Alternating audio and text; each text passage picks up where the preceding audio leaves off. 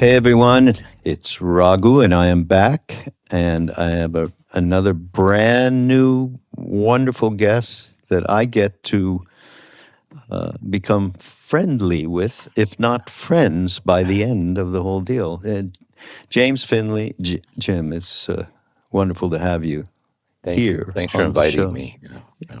Yeah, and by the way, everybody, we owe thanks to our both of our good friends. We have that in common, and Mirabai Starr is how I met Jim. So thank you, kudos out there.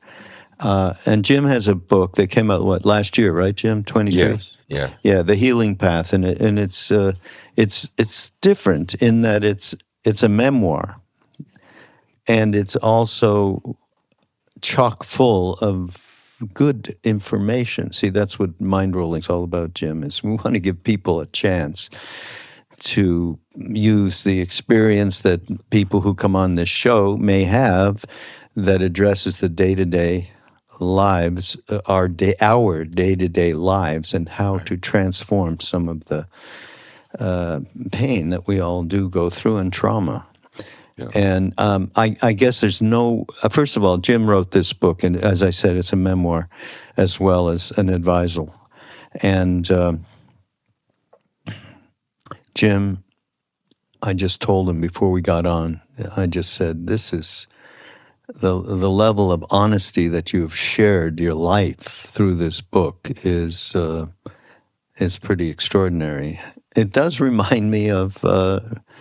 Ram Dass, who was very committed to not bullshitting and He was. telling, his infirmities and, whatever. He was.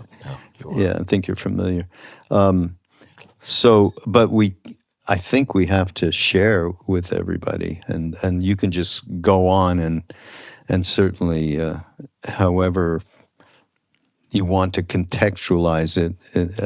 The book, everybody, you got to get the book because obviously there's details in there that are profound. But can you tell us, I always ask people, when I first meet them, what gave you the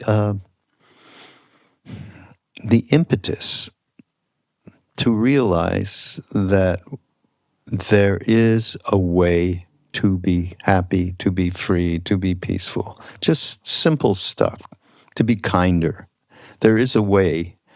And I say, how did this evolvement happen with you? And just everybody know there's tremendous trauma involved in Jim's story. So I leave it to you to share whatever. Yeah, that's good. Good. I'd put it this way: this beginning of a sense of happiness, and I like Saint Augustine. He asked what wisdom is. He said, "Wisdom is understanding in what true happiness consists and how to find it." And so for me, it's always personal for each person how they find it. I grew up as the oldest of 6 children. My father was a violent alcoholic, and my mother was a devout Catholic. And I could tell her faith kind of gave her something to hold on to get through all the things that were happening this way. And so it's in that context, I think, my own devotional sincerity to God became a lifeline to sustain me in the trauma that was going on. And when I was in the 9th grade, I went to all-boys Catholic high school. The instructor talked about monasteries, and I'd never heard of monasteries before. And as I recall, he described a monastery is where people go to seek and find and give themselves to God in prayer, and believing that the integrity of their fidelity to that touches the whole world in ways they don't understand. And he mentioned Thomas Merton as a man who, as a young monk, entered the Abbey of Gethsemani in Kentucky, this Trappist monastery. And so I went to the school library that night, and they had one book by Merton there, The Sign of Jonas, which is a journal that he kept in the monastery. And on the opening pages of that journal, Thomas Merton says, "As for me, my desire is the desire for solitude, to disappear into the secret of God's face." And at 14 years old, I didn't know what that meant, but something in me said, me too. That is the depth in which he revealed himself to me, awakened that place in me from which he spoke. And I got my own copy of the Sign of Jonas through the 4 years of high school. I read it over and over and over because of the deep and beautiful things he said of God's presence in each passing moment of our life. Merton says it beats in our very blood, whether we want it to or not. So when I graduated from high school, I entered the Abbey of Gethsemani and lived in this cloistered monastery for 6 years. And How old were you when you went? I was 18 when I went. 18. I just had my 18th birthday. And so this is a cloistered Trappist monastery. So we got up at 2:30 in the morning. We chanted the psalm 7 times during the day, the canonical hours. We lived in silence. They don't do the sign language anymore, so we didn't talk to each other. Lived in communal silence for 6 years. And I was blessed, and that Thomas Merton, in his role as novice master, guided me. And I saw him as a living mystic. I saw Merton as a mystic teacher. And he guided me in my own search for God and guided me into the classical texts of the mystics. And I would say, and I had also had the opportunity to study medieval philosophy of Thomas Aquinas and Duns Scotus and so on. And the thing, it all had a very profound effect on me about the intimacy of God's oneness with us in life itself. And I would say in it, I discovered this peace, like the peace of God that surpasses understanding this way. And that was my taste of it this way, and living in fidelity to it. And that's how I was initiated into this. Just to kind of make a connection here, when we went to India, Jim and I went to India with Ram Dass when he went back the second time and met the man in the blanket named Karoli Baba. We, first of all, I'm Jewish and I'm from Montreal. I've told this before. And I had no relationship with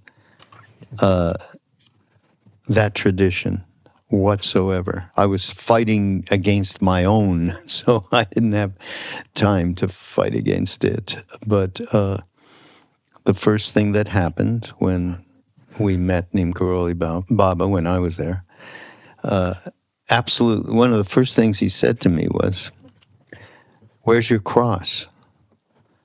And I'm thinking, cross? Like, I'm Jewish. But I went out and got a cross. And the next statement was, Christ, Ram, Krishna, Buddha, there's only one. Yeah. Only one. In Hindi, it's Sabek. So this was the first inkling we got of what this reality was inside this being. Anyhow, so we used to write down stuff every day, everything he said, what happened, diary kind of stuff. I don't know how this happened. I think it must have been because of what Thomas Merton did, spending time in India with His Holiness the Dalai Lama and so on. Whatever it may be, we all had quotes from Thomas Merton in these diaries. I have it now. I was thinking, oh God, I got to pull that out and share that with Jim. But it meant a lot to us. So when I started reading this book, I mean, right out front, the two beings that we used to quote in those diaries all the time, Thomas Merton was primary, Meister Eckhart also. Yeah. There you go, huh? Isn't it? Really, it's really true. Yeah. Yeah. I mean, you got to describe what it was like being with this man. Just in a little bit more detail out of everything. I would share. Yeah, I'll share a few stories. Okay. I was having these experiences there, God's presence. And because he was my director, I would go to him and talk about these unitive states. And he said to me, once in a while you'll find somebody with whom you can talk about these things, but they're hard to find. Mm. He said, and a lot of people don't even know they exist. And I felt inside, I didn't say it, but I felt inside he had to know that he was the one that I could talk to this way. And I also see that if we go back to the centuries, how the lineage is handed on from awakened heart to awakened heart this way, going all the way back to the Desert Fathers, all the way back. And I just saw it as the living lineage of this. I like in one of Plato's letters, he says, as regard to my essential teachings, I've never written them down and I never will. They're handed down in a face-to-face encounter with the student, and a self-sustaining fire catches hold in the heart of the student this way. And I think that's the lineage. That's so great. Wow. Yeah, and another way that I put it too with him, I always felt when I would sit with him, it'd be like the gurus in the ashrams, and like the presence of the person is the presence of God, and there's nothingness without God this way. And is that he was so pure in the transparency in which he listened, and you had this sense also in him that he carefully recognized this first stirrings of this oneness in me, and kind of mentored me in how to understand it and how to cooperate with it, and how to yield it to it. It was such a gift to have him in my life like this. I'll share something else too. I mentioned it in the book. Dan Walsh taught philosophy at the monastery, medieval philosophy, metaphysics, so on. And he was a gifted teacher also, had a very deep effect on me. And so when I left the monastery, the first book I wrote is Merton's Palace of Nowhere. And the Palace of Nowhere is a paraphrase from Chuang-Tzu, the Taoist sage. Come with me to the Palace of Nowhere where all the many things are one. And Merton saw it as a symbol for ultimate identity, like the divinity of the self, as the manifested presence of God. And so he saw the spiritual path as what is the path in which we're healed from all that hinders us from coming to that realization this way. So I was writing this book, and I wrote a letter to Dan Walsh. And I said, how do I communicate this to people out here? That we subsist in God like light subsists in flame. I said, how do I say this? And he said this always affected me because I thought it's the way Merton taught and so on. He said, you can't communicate it, but it will communicate itself through you if you're convinced in what you say and if you are what you say. And it'll be communicating itself because there'll be a response in the listener. Something very deep inside of them that matters very much will know it's being addressed. And there's like an empathy, like a resonance, and Merton called the spiritual communication. It's like an event in the room of a collective recognition of what no one can explain this way. And that's the teaching. So that's one of the things that always guided me, I think. Yeah. It's incredible. His openness to other traditions, extraordinary. I mean, I'll share with you a story too, because Thich Nhat Hanh came to see him, and all he was very big on the Sufis too, the Muslim mystics, and Abraham Joshua Heschel came to see him, the Jewish philosopher and mystic Heschel. I'm so touched by his teachings, and the abbot set up an arrangement in the guest house for a very elegant kind of meal where he and Heschel could have a talk. So there was china plates and silver and gold glasses, very things you never saw in the monastery. And so Merton was sitting there with Abraham Heschel, and one of the lay brothers wheeled in the meal and took the covers off the dishes like this. And Merton told the novices, this was after Heschel left, he said, Heschel said to the lay brother, he said, I'll let you serve us if after we're finished, you sit down and you let me serve you. And the brother agreed, and he did that. And Merton told me, he said, that's religion. He was so good at how concretely it manifests itself, that kind of thing. Yeah, that's pretty amazing. Literally, Jesus washing of feet. Yeah, exactly. Wow. Well, that's grace you had. Yeah. Tremendous. I love those dialogues, though.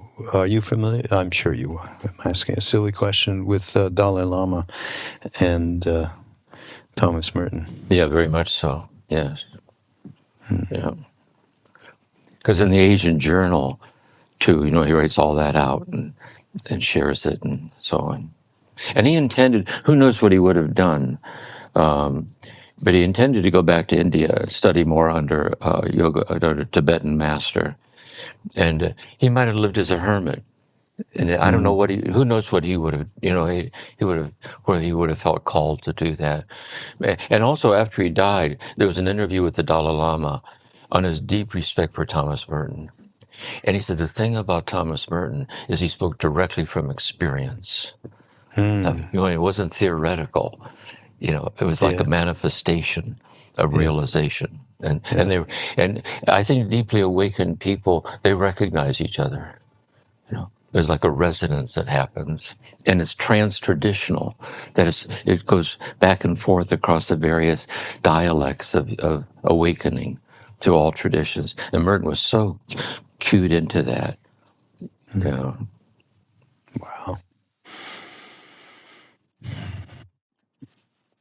So, aside from the memoir part of the book, I just want to quote something, Jim. We tend not to see the deathless mystery of ourselves, of others, and of all things. That alone is ultimately real. Hence the fear and confusion in which we lose our way in this life.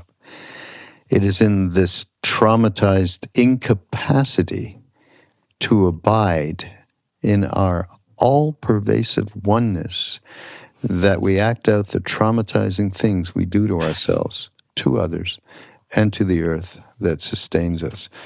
I mean, this particularly, I just, with a friend, we created an audiobook called The Movie of Me to the Movie of We.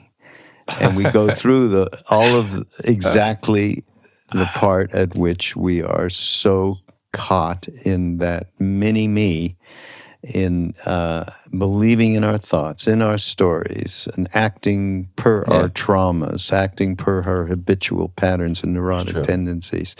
And how do we transform that? And so you spoke to that part, and you said, in moments like this, I've come to understand God as a presence that protects us from nothing, even as we are inexplicably sustained in all things. Yeah. Now, that's a good thing true. to parse.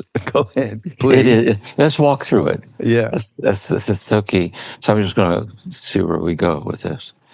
One of the big insights about Thomas Merton is that everything in the monasteries was meant to nurture this awakening. But then he said there are people living in the world who are being called to this, and they have no one to help them to understand what's happening to them. And when I left the monastery, I found that was true. And there's a big thing in Merton's teachings that's available to everyone in the world. It's this. This is the insight. Merton says, he said, there are certain things in life we simply have to accept as true, or we go crazy inside. And they're the very things we can't explain to anybody, including ourselves. Dan Walsh, teaching metaphysics, he said, I know it, I know it, I know that I know it. The trouble is, it's I who know that I know it. When I try to tell you what it is that I know what I know, I don't know what to say. And so Merton used this as the last chapter of New Seeds of Contemplation. He says, the world and time are the dance of the Lord in emptiness. The silence of the spheres, the heavenly bodies going overhead, is the music of a wedding feast. And then he says, we don't have to go very far to catch echoes of that dance. And then he gives some very simple examples. In the midst of nature, he said, when we're out in the midst of nature walking and we turn to see a flock of birds descending, and as if out of the corner of our eye, we catch something in their descent that's primordial, vast, and true. See? And therefore, you know, nothing's missing anywhere. It's already unexplainably holy, this oneness. He said, also, it happens in intimate love with someone in the arms of the beloved. It happens when we're with children, to know you're in the presence of the child, you're in the presence of God. And so all these little moments, some of them are very intense, really, they can change your whole life. And sometimes we can be awakened like this when we're very young. But very often they're very subtle, so very, very delicate. Because what's essential never imposes itself. What's unessential is constantly imposing itself. See? But by a higher order wisdom of the awakened heart, here's the insight, I think, that from time to time, I'm graced with these moments. And in gracing these moments, the more I sit with it, I realize that they're homecoming, like I belong there. I also realize it isn't in these little flashes of oneness. It isn't that something more is given, but it's like a curtain parts and the oneness that's always there is revealed to me. And what happens to some people is the desire to abide in the depths so fleetingly glimpsed. See, I will not break faith with my awakened heart. I will not play the cynic. See, in my most childlike hour, sitting at the deathbed of the beloved, smelling the rose, I was granted a taste of the unexplainable divinity of the immediacy of life itself. This way. And therefore, the light that shines out from these moments illumines a path along which a person can seek to be habituated in this. And this, for Merton, was the primordial path that sets the person on the archetypal journey to the ashram, or to the gates of the monastery, or to the Kabbalah, to the gathering of Kabbalah, whatever lineage it is, this way. Where can I find someone well seasoned in such things, so that in the presence of this person I might be guided toward this habitual realization, and then allowing it to transform me into itself, I might become someone in whose presence others are better able to catch a glimpse of it, the contagious energy of awakening.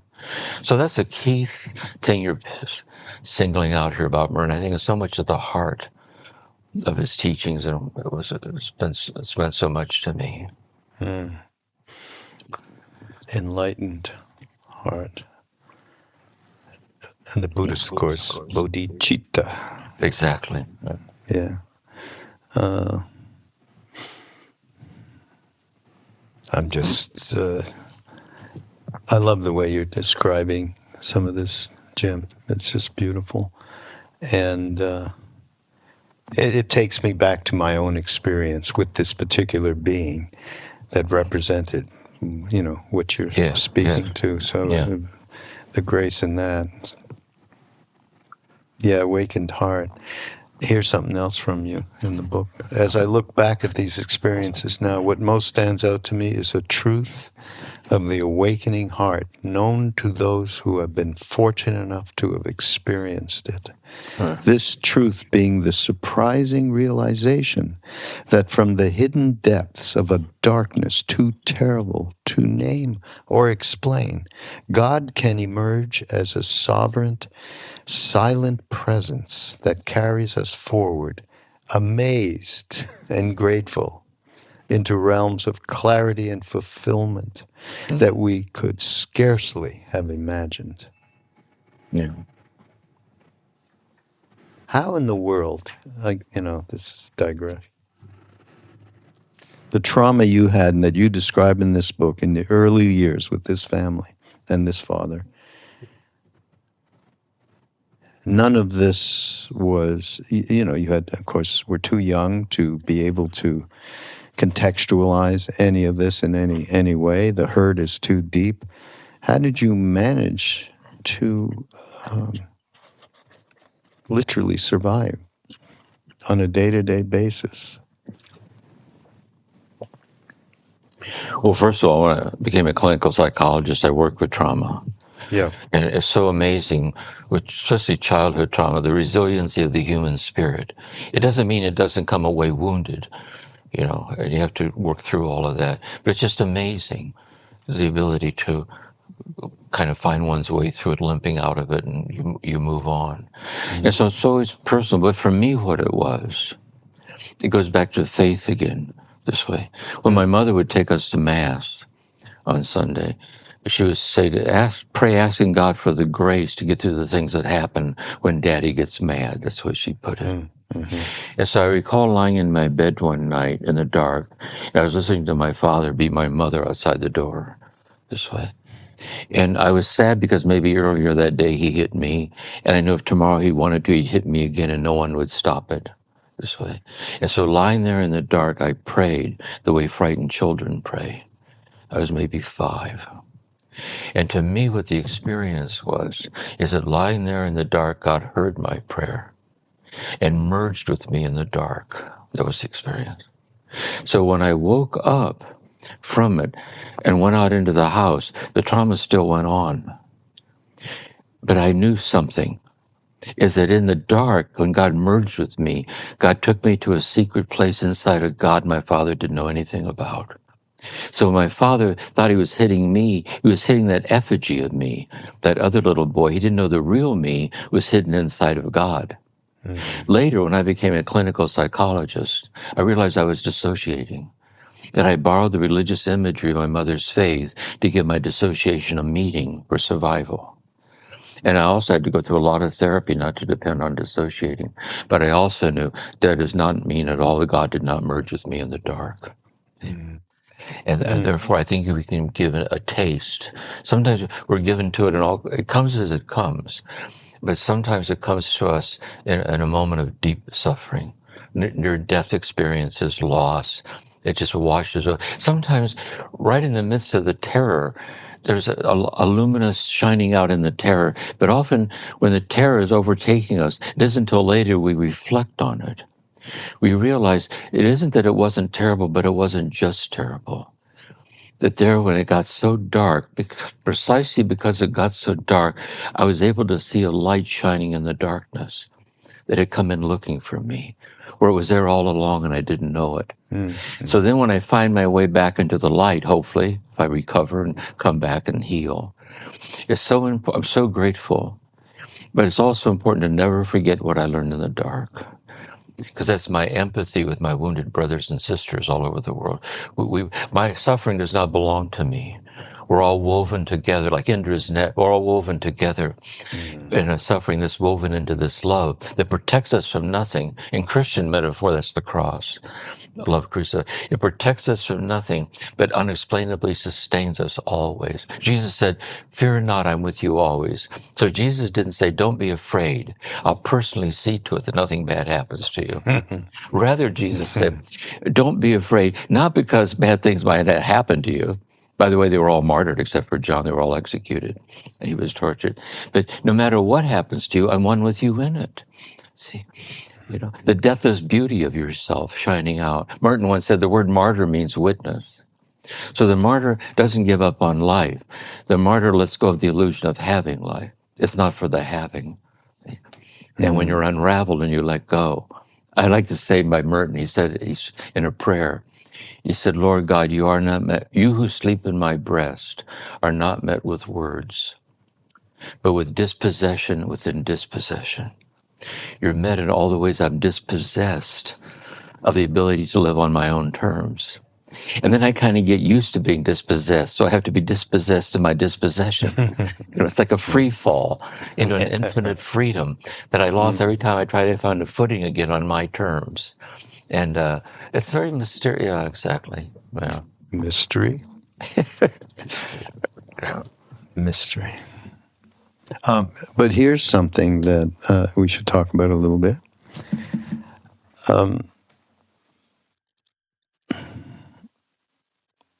This is a big thing that you're speaking to, passing beyond.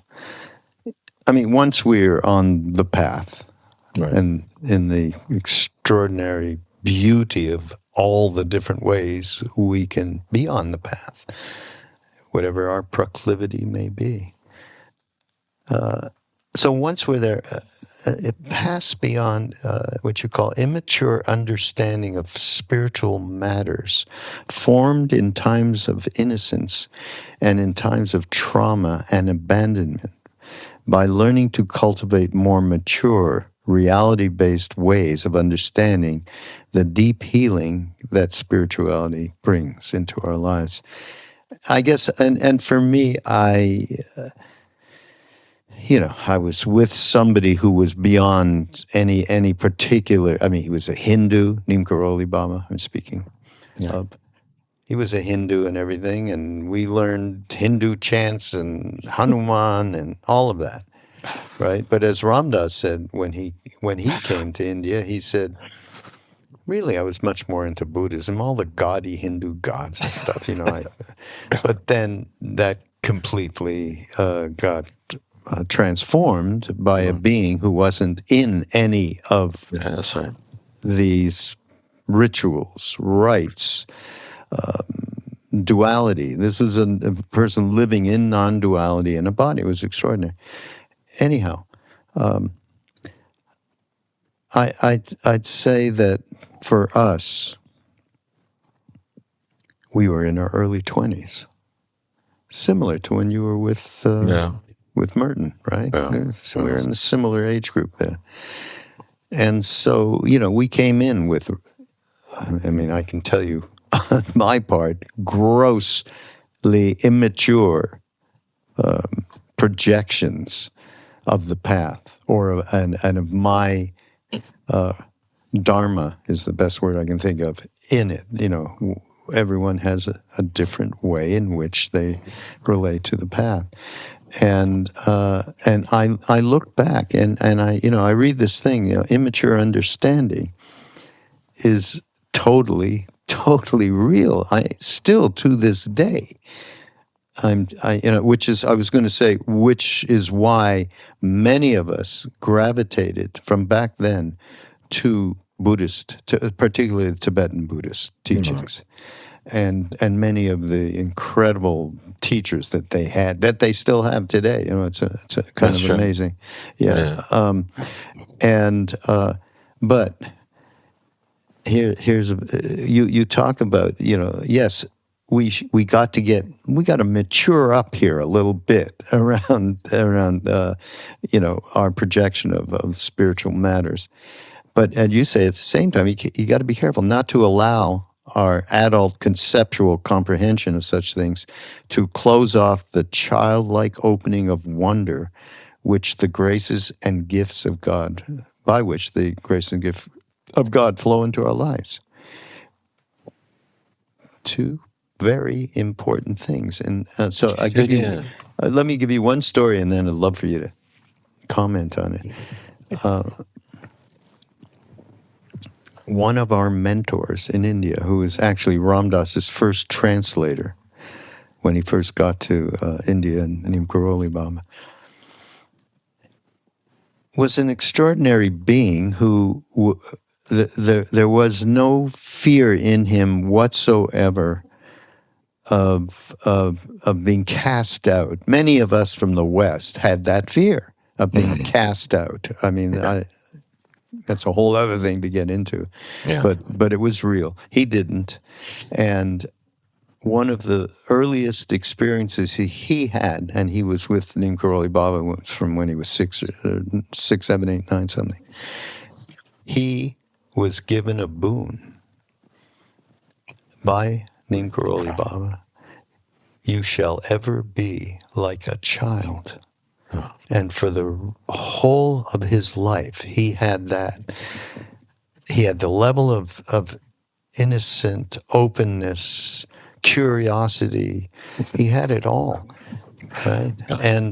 And that was so I read this, and I see where I have been caught, and I see the necessity of maintaining, as Christ said, and to see like a child, however he said that, you'll not know God. So anyhow, that's very good. I'll reflect on that. Here's a story that came to me, to put it this way, help me. Once I was on a plane flying somewhere to give a retreat, and I was in the aisle seat, and I had my Sermons of Eckhart open, whatever it was. I was taking my retreat notes, and sitting next to me was a woman reading a magazine in the middle seat, and in the window seat was her little boy, and he was maybe 6, and he was looking out the window. And over his shoulder, he said, "Mommy, does the man driving the plane know where Grandma lives?" As she was taking this, and she, without looking up from her magazine, said, "Close enough." And I thought that was a clever answer, because the grandma lives in the greater Chicago O'Hare Airport area. It's close enough. Right. But the child was too little to appreciate how clever the answer was. The child just accepted it. And then an amazing thing happened. The mother closed the magazine, turned and looked at the back of her child's head, leaned over, put her face up next to the child to join him in looking out the window. And I thought they were suddenly flying first class. Even before they got to Mom's house, they found their way home. See? And so Jesus said, unless you accept the kingdom of God as a little child, you shall not enter it this way. And so then he's inviting us to see children as our mentor. See? And how do children accept? Children don't try to accept. Children are acts of acceptance in our midst. See? That's why they're just so disarming. And so there are certain moments we're like that. See? There's a certain moment, whether it's a sunset or the face of the beloved or a line in a poem, or listening to our breathing, we become an act of acceptance of the unexplainable mystery that's is washing over us and sustaining us like this. At the second level, however, in reflective consciousness, we internalize that at the developmental stage of our present abilities to understand it, like we form an attitude. And there's a need to constantly outgrow, not to reject anything, but a constant maturation in the reflective understanding of this primordial purity. So we're always at one level, growing into ever greater maturity, but the maturity is an ever deeper reverence for that luminous transparency, see, of the unexplainable. This way, that's the way I would say it.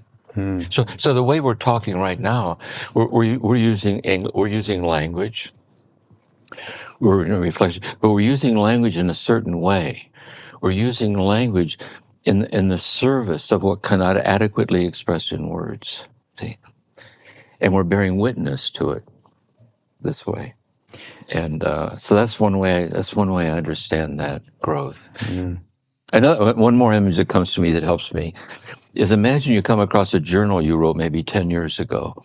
You even forgot you wrote the darn thing. You sit down to look at it, the things you're worried about, the things you were sure of, the things you thought were so real.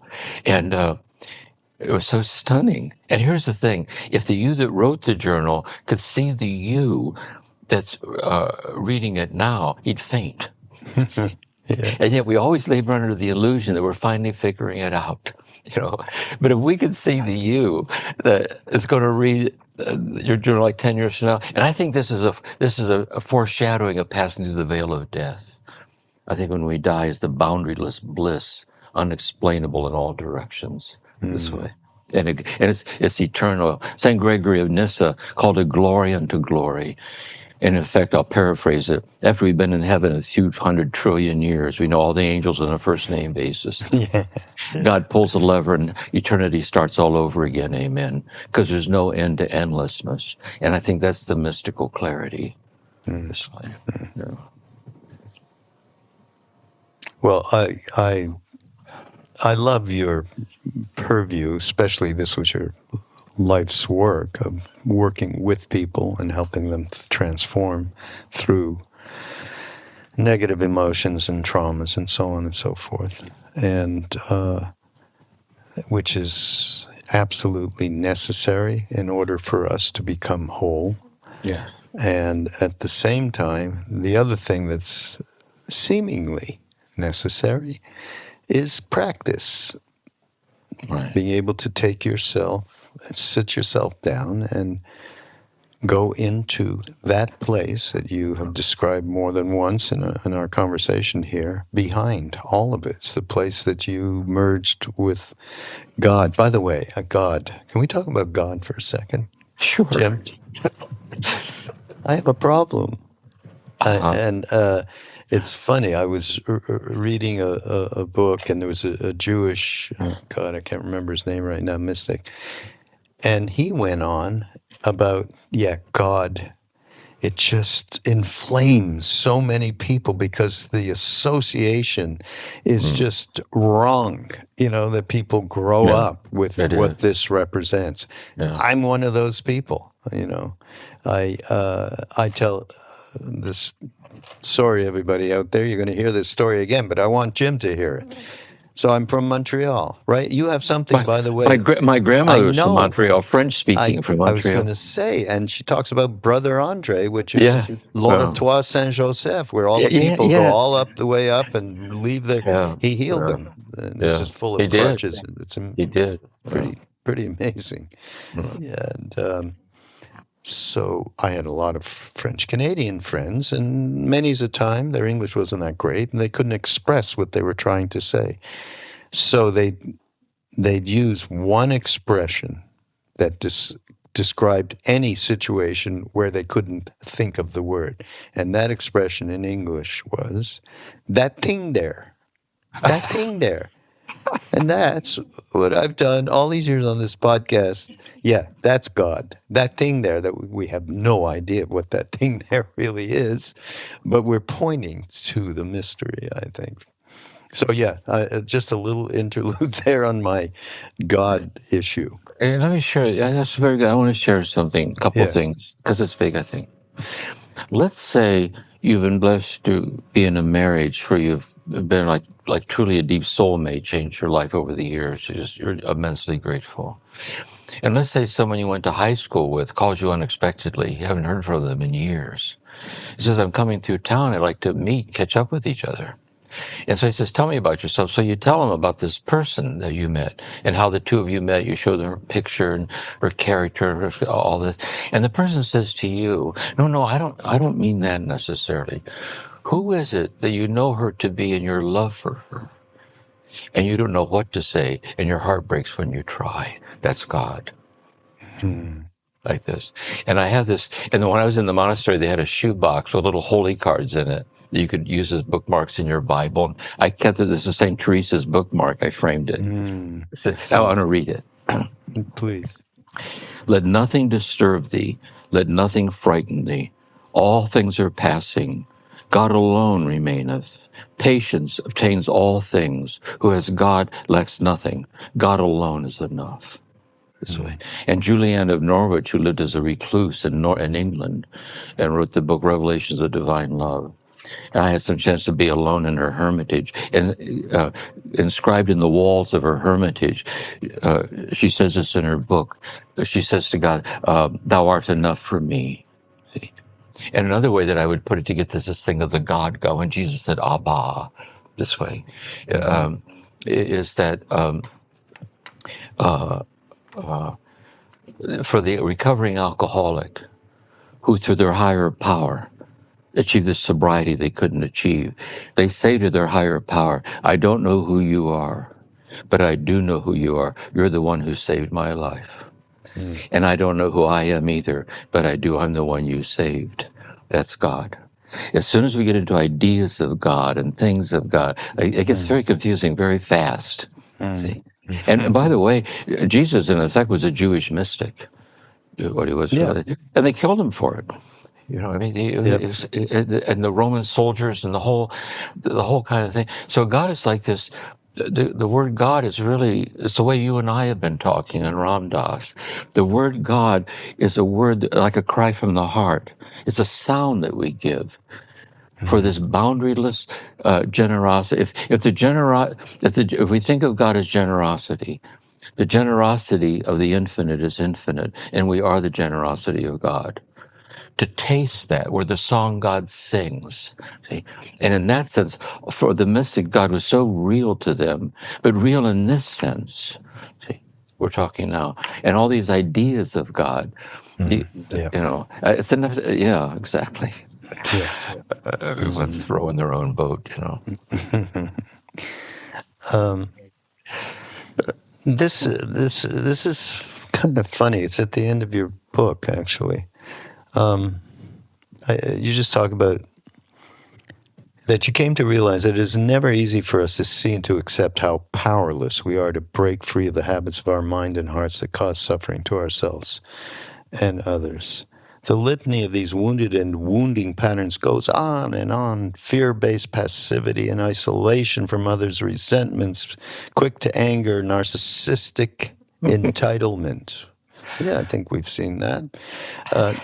Neglecting to nurture and honor the spiritual dimensions of ourselves and others. All forms of prejudice, sexually exploitive behavior, or withholding intimacy from a committed partner who simply wants to love us. Feelings of self-loathing, and so on. You've got a great list here, Jim. And you It's say autobiographical. Oh, I see. That's we each have that autobiography. Yes. You say if your pattern wasn't mentioned here, certainly add it. We can think of more, but more to the. I mean, in that audio book I was mentioning before, the movie of me to the movie of we. That's exactly what we share, my friend Duncan and I, our own enormous trauma. Each of us going through something, and everyone has trauma. I mean, I had a father like yours, except he never drank. Well, he drank alcohol, but he was not an alcoholic, and he didn't physically beat me. He mentally, vocally beat me, screaming at me all the time, right? Wow. Just so you know, though, and this is another story I've told a billion times, when I went to India, somehow I wrote my father, even though I was not on the best terms, shall we say, with him, but much better when I was older. And I said, "Oh, this is the best thing I've ever been involved with in my life. You'd love it." Something. He came over, and my brother and I are there, and he came over. And he met Neem Karoli Baba, who, guess what he did? He asked me to give him some acid. He said, that great stuff that Ram Dass gave me. He didn't say that. The yogi medicine that Ram Dass gave me. I said, acid? And my father flipped out. We went to Benares, where the people go and burned it, when they die. And he took it. His life changed, my life changed, my whole family's life changed. Wow. So anyhow, that's just an addendum to the thing that we did have very. We enunciated this both in our ways, just exactly what you put in one paragraph, and then you say, "There's a little, you get a little bit of light. It's a path along. We get onto the path to free ourselves, and." We learn to circle back again and again to cultivate within ourselves a more merciful understanding of ourselves. Hey, everybody who's listening to this, listen to this, a more merciful understanding of ourselves, where we are not judging the way we do. We don't talk to ourselves the way that we do, which you would never probably talk to your best friend or your worst enemy. Never mind. That's and as we learn to see, love, and respect the still confused and wounded aspects of ourselves. Well, I want to share something on this too, because it's so big. It's another one of these huge life-changing things. Here's the way I put it in the book, in the Christian dispensation of awakening. It's interesting in the Gospels, the healing stories in the Gospels. And each one's unique, but there's a pattern. Like Jesus would spend whole nights in prayer in this oneness with God. And then he would come out walking the earth looking for people to deliver from suffering. And when the word got out, the suffering came looking for him. My daughter died. I have leprosy. I'm a prostitute. I can't walk. I can't see. And all the stories are the same. Jesus responds to the suffering, and in an extraordinary way, there's a healing. But then he says this. He said this is given as a sign for the true healing. And I think here's the way I put the true healing, and it's what you're saying. That Jesus and the prostitute or the leper, I mean, whatever it is, they're looking at each other. And Jesus says this, and it's just as between them, soul to soul. Jesus says, I know you, From before the origins of the universe, God the Father contemplated you and me, hidden with Christ in God forever before the origins of the universe. This is the you that was never born, because God has never, never, never not known who you are. It says everything in God is God. This is the divinity of you. And the you that was never born is the you that will never die. This way, I know you. And reflected in his eyes, they saw their true face. See? And went home changed this way. So I think this is what love is. Love sees love sees the wrong, love sees the hurt, love sees. But here's the thing, the way I put it too, in this kind of unitive language we're talking in, there's that in us that sees this, or it wouldn't make any sense. But there's that in us that doesn't see it yet. Because we're still reactive, we're still addictive, we're still confused. And here's the thing, we catch ourselves being punitive towards the part of us that needs to be loved the most. The half-hearted part, the cynical part. So we're always to be circling back around, to be endlessly tender-hearted. Compassion is the body of emptiness, the Buddhists say. To be endlessly tender-hearted toward the broken place, because God is. See, because God is all merciful. And this is why too, St. Paul had a thorn in the flesh, like a weakness he couldn't get over. He doesn't tell us what it was. And God said to him, ask God to remove it. He said, no, leave it there, because it's your teacher. You're depending on me. Because no matter how big our woundedness might be, God's infinite mercy on us in the woundedness is infinitely greater. And it's like the idolatry of conditioned states over the infinite love that is infinitely in love with us in the conditioned state. That's the sad part. The ego never gets up trying to be the basis. Oh, here's another story Merton says. He says, imagine you tell God, you know, Lord, this mystical union with you, I want it more than anything, really. But under one condition. That when I cross the line in the mystical union, my ego will remain intact and I'll become a mystical ego and finally get the respect I deserve. And Merton said, God's not handing out any special deals in this operation. He said, we're always trying to find a footing, you know, in our own thing to be the basis for the deliverance. But love won't let us, you know, to be undone by love and learn to live by it. And, yeah. That's so great. Wow. Yeah.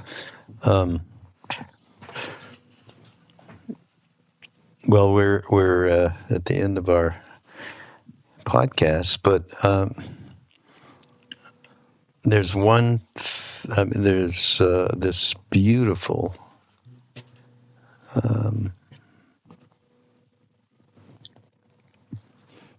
a passage at the end. And you were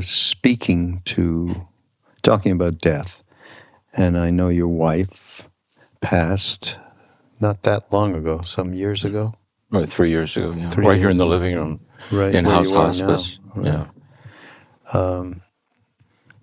And you actually quote Ram Dass, death is safe. It's like taking off a tight shoe at the end of the day. By the way, Maureen wrote that out on. She used to have these little cards, and I kept it right up here. And I told Melody, Star that, and she said, "That's Ram Dass." Said that. I didn't know that. Actually, it was given to him by a disembodied being. Okay. Wow. That came through this other person in New York a long time ago. I love stories like that. Yeah, it's very good. But he, you know, it was just as he was made his own by virtue of him repeating it so much. Yeah. So death is absolutely safe with the thing. So do you mind if I read this, which to me is a great prayer for the... It'd be a lovely way to, it'd be lovely. Yeah.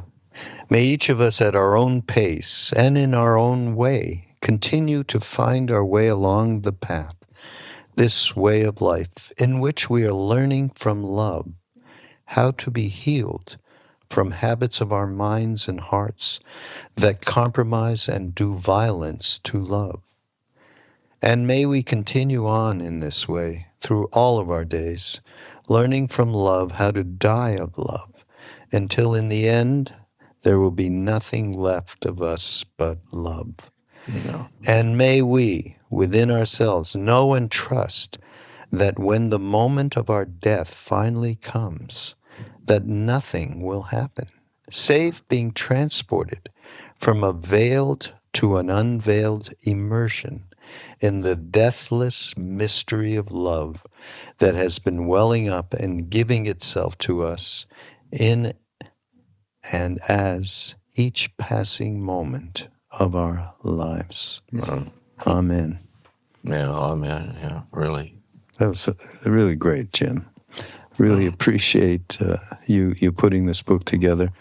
And everybody, just those of you who are on YouTube, you can see James Finley, The Healing Path. And again, thanks for your directness and revelation of your deepest parts of your life. Thanks for inviting me. It's been such a grace to be with you. I feel a real resonance or a oneness, in the exchange between us. So it's graced me to spend this time together, and hope that Absolutely. those listening in and watching, they'll be touched by it also. Yeah. Oh, everybody, by the way, link to get the book will be available in the show notes, as well as links to Jim's site and so on. Yeah. Anything The Turning you to want- the Mystics. Yeah, the podcast, Turning to the Mystics. Turning To the Mystics. Mystics. podcast. We just finished 4 quartets by T.S. Eliot. We're going to start doing poets as mystics. Really? And You're going to get into Rilke and we're going to do Rilke. Rumi and all of that. exactly. All those people, Emily Dickinson, Oh, wonderful. Turning to the Mystics. the Mystics, yeah. So we'll have all of that. Okay, good. So people will be able to catch up with you and tune into you. And again, this is Mindrolling on Be Here Now Network. Go to BeHereNowNetwork.com and catch so many different people. And I'm sure, Jim, you know some of them. Of course, Mirabai appears here and there as well. And Ram Dass and Alan Watts. Remember Alan Watts? I do remember. And also another person I used to listen to at night, Alan Watts, and Krishnamurti. He just joined as well. Yeah. Oh, that's so great. All right. Thanks again. And we will see you all next week. Bye-bye. Bye-bye.